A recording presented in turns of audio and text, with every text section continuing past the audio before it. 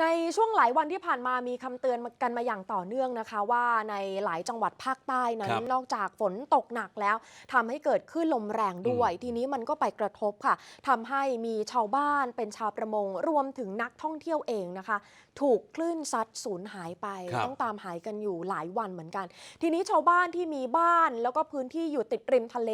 ก็ได้รับผลกระทบเหมือนกันโดยเฉพาะในจังหวัดนราธิวาสนะคะที่ถูกคลื่นซัดแล้วก็ทำให้บางส่วนต้องอพยพไปอาศัยอยู่ที่ศูนย์พักพิงชั่วคราวค่ะแม้ว่าสถานการณ์น้ำท่วมในจังหวัดนราธิวาสจะคลี่คลายไปแล้วนะคะแต่ว่าจุดที่คุณผู้ชมเห็นอยู่นี้เป็นบางหมู่บ้านที่ติดริมทะเลเลยไม่ได้มีปัญหาน้ำท่วมแต่ว่าคลื่นซัดขึ้นมาเนี่ยค่ะนี่คือที่บ้านปูเลาวังยางเงาะหมู่ที่13ตำบลโคกเคียนอำเภอเมืองนราธิวาสถูกคลื่นลมแรงซัดเข้าหมู่บ้านตอนนี้มีบ้านเรือนเสียหายไป7หลังนะคะทำให้ชาวบ้าน7บ้านนี้ต้องย้ายไปอยู่ในศูนย์พักพิงชั่วคราว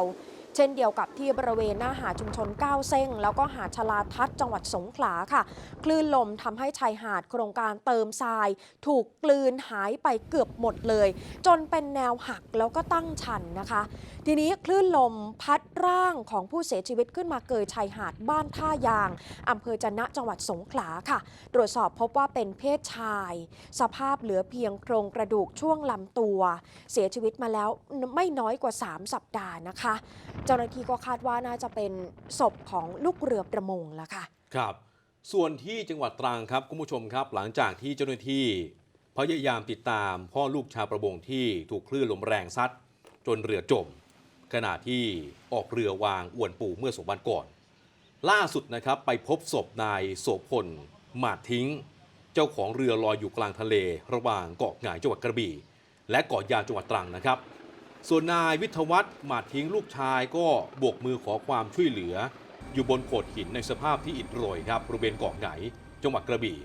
เจ้าหน้าที่ก็ช่วยเหลือได้อย่างปลอดภัยเมื่อวานนี้นะฮะยังมีนักท่องเที่ยวที่สูญหายไปด้วยนะคะเป็นชาวโปแลนด์แล้วก็มีชาวไทยถูกคลื่นซัดหายไปนะคะทางศูนย์ปฏิบัติการร่วมในการค้นหาก็ยังคงค้นหาอยู่ออกปฏิบัติการใช้ทั้งเฮลิคอปเตอร์แล้วก็พยายามพายเรือแคนูเพื่อที่จะติดตามหาด้วยเพราะว่าจุดที่นักท่องเที่ยวหายไปเนี่ยค่ะลักษณะคือไปพายเรือแคนูจะกลับเข้าฝั่งที่หาดยะนุ้ยตำบลราวัยอำเภอเมืองภูเก็ตแล้วก็คาดว่าน่าจะถูกคลื่นซัดหายไปตั้งแต่วันที่7ธันวาคม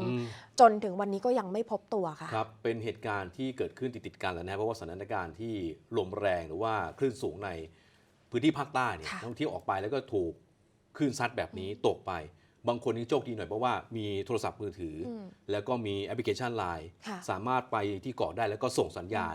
ปักหมุดทำให้เจ้าหน้าที่มาช่วยเหลือได้นะฮะ